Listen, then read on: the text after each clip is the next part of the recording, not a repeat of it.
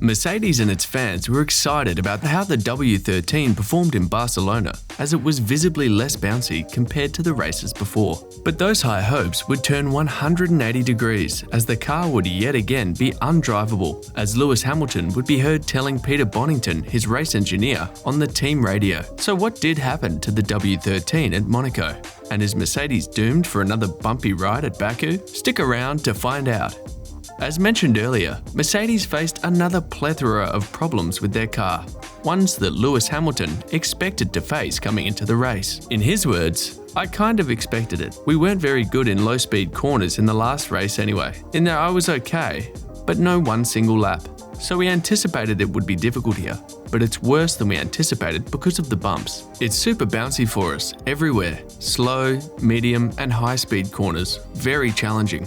Mercedes trackside engineer Andrew Chauvelin would share Hamilton's frustrations, saying, "It's been a frustrating weekend for the team and drivers. We weren't anywhere near quick enough on one lap. But even in the race, we didn't have enough pace. George did a good job to take P5 from Lando on the dry transition and also to hold him behind at the end of the race. Luckily, he was only there for one lap. Lewis had a tough time, sandwiched between the Alpines for most of the race. We just couldn't find a way of putting him in free air without him needing to overtake, which is near impossible. It also seemed that the cold conditions were making life quite difficult for the tyres, and both our cars dropped off towards the ends of the race. We've clearly got work to do ahead of Baku, as there are a lot of similarities between the cornering sections, and this track has highlighted our weaknesses." Many analysts believe that the adjustments that Mercedes made to fix their porpoising issues is the culprit for the bumpy race that both George Russell and Lewis Hamilton had at Monaco. Analysts believe that Mercedes have decided to stiffen their suspensions to keep its aerodynamic platform stable and predictable, to maximise as much downforce and also limit the porpoising we see from the car on faster tracks. This band-aid solution for their porpoising issue would open up a new set of problems for their car in Monaco, where there are more slow-speed corners. The car would simply crash into the ground due to the lack of compliance from the very stiff suspensions. In their efforts to counter the problem, Mercedes would increase the rear ride height even further than what would normally be the case around the street track, which then cost the car a lot of rear downforce. Lewis Hamilton would confirm these theories, saying, "We have poor rear downforce," confirmed Hamilton after qualifying. "Loads of front and nothing on the rear."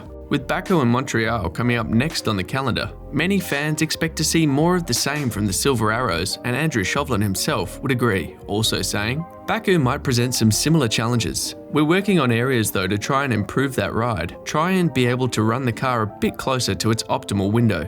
But we are well aware that in addition to adding base performance to the car, we've got to make it work over a wider range of circuits." So these are all things that we are busy with in the next week in preparation for Baku, but also longer term because there's other challenging tracks that will come up. But all of those projects are being worked on really hard because the team and the drivers are desperate to get back to the front. And as the season goes on, it's becoming more and more apparent that Mercedes aren't what they used to be. And at their very best, they're the third best team on the grid. Team boss Toto Wolff says that even though the car is better compared to the first race of the season in Bahrain, he still thinks that it's far from ideal that they still appear to be nowhere closer in pace terms to both Red Bull and Ferrari. In Toto's words, "I think we are the third team. We're not second and we're not fourth. We have two extremely strong drivers, but it is a huge annoyance for all of us that the gap is about the same. If you're looking at it optimistically, it's 5/10. If you're looking at it pessimistically, it's more like 8/10. And that is clearly for all of us at Mercedes not acceptable. I think we're learning at the moment at every track. Literally every kilometre that we're doing is an important lesson on how we can improve the car, to be honest. But we just need to get out of this no man's land in which we are at the moment." Hamilton would send a message to the team's engineers to continue to work on this iteration of the car rather than throwing this season away and focusing on next year. "I'm praying that the car doesn't feel like it does here. This is the worst that it has felt so far, just with the bumps. I'm looking forward to going, and with my teeth and my jaw moving the whole time, I'm done with the shaking. I'm pretty sure our car is so stiff that the suspension is driving back into the ground. I'm looking forward to a more open track in Baku.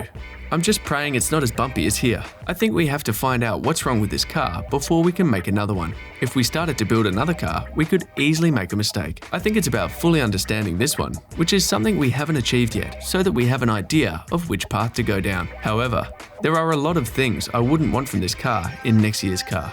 To say Hamilton is having a bumpy season is an understatement, and former Mercedes engineer Philip Brandl would share his opinions as to why on Service TV's Sport and Talk program, saying, "He's really a driver who needs a lot of confidence in the car. He doesn't have the technical background that Nico Rosberg and Michael Schumacher had. He needs confidence and therefore a really fast car."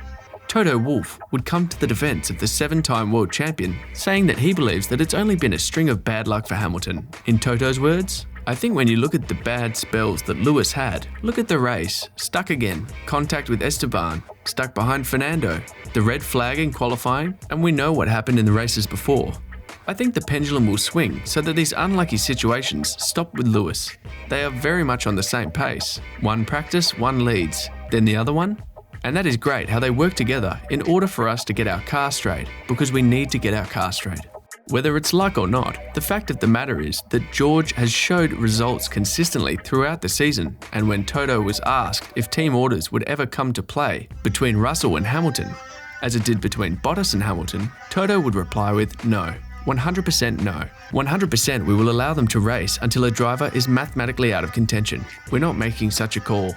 While Toto still believes that Hamilton can still pull it back and be in the fight for the world title, Sky Sports F1 commentator Eddie Jordan believes otherwise. And not only that he believes that Lewis isn't the #1 driver anymore at Mercedes, in his words, "I think the big surprise is everybody globally in Formula 1 context thinks that Lewis Hamilton is top dog, but he's no longer top dog.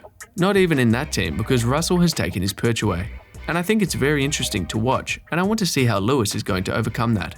Toto would also comment on stories by the press saying Russell has replaced Hamilton on the team, saying, "I hardly follow it, and when I pick up one or two remarks, I can only smile about them. George is doing a good job, but that's exactly what we expected of him. That's why he's with Mercedes. When Lewis is on his A game, he's hard. I think George can do a job on one lap, but he's got a lot to learn from Lewis on race pace. Same as when Valtteri was there. The pace of Lewis in the races was incredible." On the other hand, George Russell was very pleased with the car's performance at Monaco, saying, "I think given the pace of the car and given where we've been as a team, I've been reasonably pleased with how I've performed. I think the results have been maximised. I don't see many races where we could have achieved better results.